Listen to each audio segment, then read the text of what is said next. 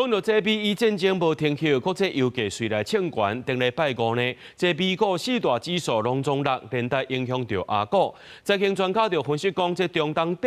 戰事呢變數真大，油價呢一直來攏是真懸的。那準則用韓國唔敢降息，全球需求變弱，台灣可能也愛面對經濟放慢，未來也出現這死水性的通貨膨脹。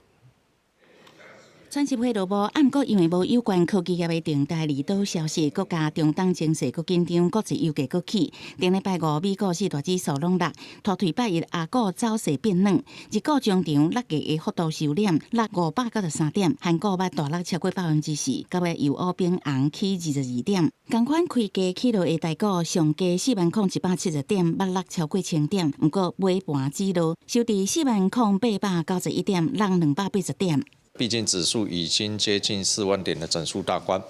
這個地方除非說國際上有出現重大的利空，否則的話呢，指數要一次摜破4萬點整數大關的幾率並不是很高。那最近的下跌，我認為呢，充其量是漲多之後的整理。拜一台股走勢無強，科技股驚勢較軟，台積電收佇2240.25塊，不過聯發科電腦起價收佇3400塊，起104塊，因為台股指數一直創下新高，這攏是 AI 相關科技股表現真好，為了平衡資本市場，證交所直殺朴有指數。如果能夠讓更多的在50以外，